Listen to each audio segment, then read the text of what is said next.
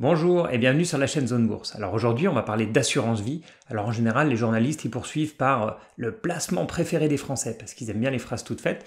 Mais il faut avouer que pour le coup c'est pas forcément faux puisque l'assurance vie c'est quand même 1700 milliards d'euros. 54 millions de contrats et 38 millions de bénéficiaires. 38 millions de bénéficiaires sur la totalité de la population française, c'est quand même énorme. Et si on regarde les résultats de l'étude du Cercle de l'épargnant en 2019, parmi l'ensemble des Français, donc c'est en rouge sur l'écran pour ceux qui regardent en vidéo, le placement le plus intéressant, c'est l'immobilier locatif à 61%, suivi par l'assurance vie à 58%.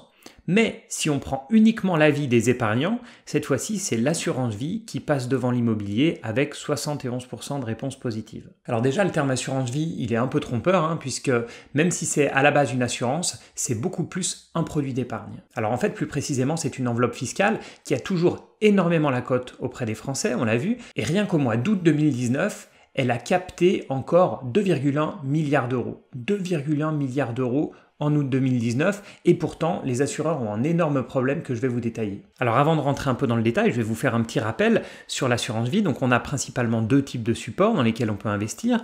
D'abord ce qu'on appelle les fonds en euros et puis les unités de compte. Alors comme toujours en France, c'est très difficile de comprendre rien qu'avec ces termes ce que ça représente, mais en fait c'est simple. Les fonds en euros, ils sont investis principalement en obligations d'État et ils ont un capital garanti. Alors ça, c'est deux choses qui allaient très bien ensemble par le passé, mais plus du tout aujourd'hui, à cause des taux négatifs, mais on va y revenir.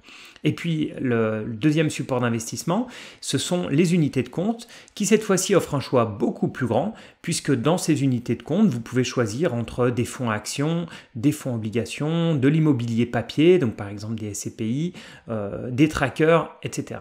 Et le gros problème des assureurs, c'est que historiquement, les Français, comme ils sont averses au risque, ils ont toujours préféré de très loin les fonds en euros. Et même si les rendements y baissent énormément, mais rien que sur les premiers mois de l'année, les 8 premiers mois de l'année, il y a les 3/4 de l'argent qui a été investi dans l'assurance vie qui allait sur ces fonds en euros plutôt qu'aller sur les unités de compte. Alors remarquez, le rendement des fonds en euros pour 2018, le rendement moyen, c'était 1,83%, ce qui est finalement pas si mal pour un placement garanti, à capital garanti. Et si on compare un livret A à 0,75%, voilà, réussir à sortir un rendement de 1,8% dans des contextes de taux aussi bas, même en 2018, s'ils étaient un petit peu moins bas qu'aujourd'hui, ça reste quand même pas mal. Et d'ailleurs, comment est-ce que font les assureurs pour sortir 1,8% de rendement avec des taux aussi bas ? En fait, ils ont deux moyens. Le premier moyen, c'est que même s'ils sont principalement investis en titres d'État, ils ne sont pas obligés d'être investis en titres d'État. Donc, ils ont été obligés avec le temps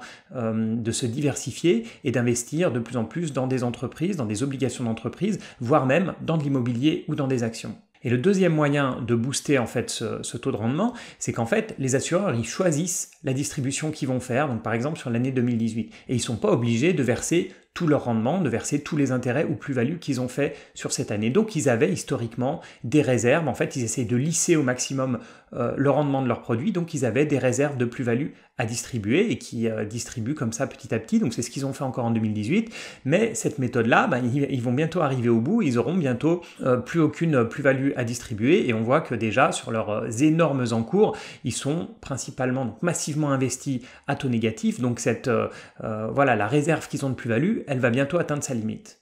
Et en plus, comme l'assurance vie continue à attirer, je parlais des 2 milliards reçus en août, continue à attirer énormément de monde, finalement, les faibles plus-values qu'il leur reste des années précédentes, elles sont diluées de plus en plus, donc ils arrivent au bout du chemin, en fait, et c'est impossible, dans ce contexte de taux négatif, de garder des fonds garantis en euros. Alors le premier qui a jeté un pavé dans la mare, c'est Generali, qui a été suivi ensuite par Allianz, pour dire que c'était plus possible pour eux de maintenir ces fonds, et donc ils ont commencé à mettre des barrières, notamment des barrières à l'entrée pour leurs fonds en euros. Alors Generali en France, c'est quand même 2 millions de clients et 50 milliards d'actifs sous gestion, donc pour eux c'est pas un détail, c'est quand même un énorme sujet d'être coincé avec ces fonds à capital garanti. Alors dans un premier temps, Generali pousse les épargnants à aller vers un nouveau type de support qui s'appelle l'eurocroissance, qui est un type de support qui a été créé en 2014, qui est en fait un peu à mi-chemin entre les fonds en euros et les unités de compte, puisqu'il y a toujours une garantie du capital, en général entre 80 ou 100% du capital qui est garanti, mais plus en permanence, qui est garanti uniquement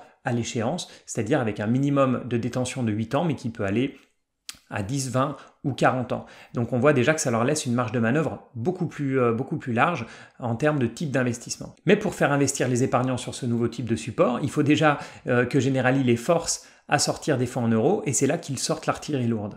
Alors la première méthode, c'est qu'ils ont déjà annoncé qu'ils allaient très fortement baisser le taux de rendement de leurs fonds en euros, et ils ont déjà annoncé aussi qu'ils allaient fermer 2 de leurs gros fonds euros, qui représentent déjà quand même plusieurs milliards d'encours. Ils vont aussi mettre des barrières à l'entrée, puisque tout nouvel arrivant, pour tout nouveau versement, vous allez devoir mettre au moins 60% dans des unités de compte et donc un maximum de 40% dans des fonds euros. Alors comme je l'ai dit, Allianz a été le deuxième assureur à lever la main pour dire non, c'est plus possible, ces fonds euros à capital garanti, c'est plus tenable. Donc à partir du 1er octobre, si vous voulez verser au travers d'Allianz plus d'1 million d'euros dans une assurance vie, vous serez obligé de mettre au moins 50% dans des unités de compte, et si c'est plus de 10 millions d'euros, alors je sais bien que ça touche très peu de monde, mais si c'est plus de 10 millions d'euros, alors ce sera au moins 90% que vous devrez mettre dans des unités de compte. Alors jusqu'ici, on peut dire oui, mais finalement c'est aussi dans l'intérêt des épargnants de passer des fonds en euros qui vont bientôt plus rien rapporter à des unités de compte qui sont effectivement un peu plus risquées mais avec des rendements un peu meilleurs. Mais il faut faire extrêmement attention au sein des assurances vie aux frais de gestion qui sont pris parce qu'il y a souvent un cumul de ces différents frais. Alors au total, les frais de gestion des unités de compte, donc des fonds qui sont contenus dans les assurances vie, ça varie en moyenne entre 2 et 3%. Mais à ça s'ajoutent les frais de gestion du contrat d'assurance vie lui-même, qui est en moyenne à 0,9%. Et donc, les calculs qui ont été faits montrent que la moyenne des frais totaux sur une assurance vie, c'est autour de 3%. Donc, il faut un rendement supérieur à 3% pour gagner de l'argent avec ce type de contrat. Donc, je vous incite fortement, si vous avez des contrats d'assurance vie en unité de compte, à regarder s'ils vous offrent la possibilité d'investir sur des trackers, sur des ETF qui, eux, n'ont pas des frais de 2 à 3%, mais des frais en moyenne de 0,35%, ce qui réduit déjà énormément la facture. Donc, ça va être intéressant de surveiller à la fin de l'année les différents contrats d'assurance vie, voir quels sont les assureurs qui vont essayer de maintenir des rendements élevés pour contenter bien sûr leurs épargnants et voire même capter le flux de ceux qui ne souhaitent plus avoir ce type de contrat, et donc ceux comme Generali, Allianz qui vont mettre un gros coup de frein au rendement en 2019 pour pousser les épargnants à sortir et aller vers des produits plus risqués. Je vous remercie beaucoup d'avoir regardé cette vidéo sur l'assurance vie. Alors je ne suis pas rentré dans le détail du produit, dans le détail fiscal, je le ferai probablement dans une autre vidéo. Je vous remercie donc de m'avoir suivi. N'oubliez pas de liker si ça vous a plu, de commenter et puis de vous abonner si ce n'est pas le cas. Merci et à bientôt.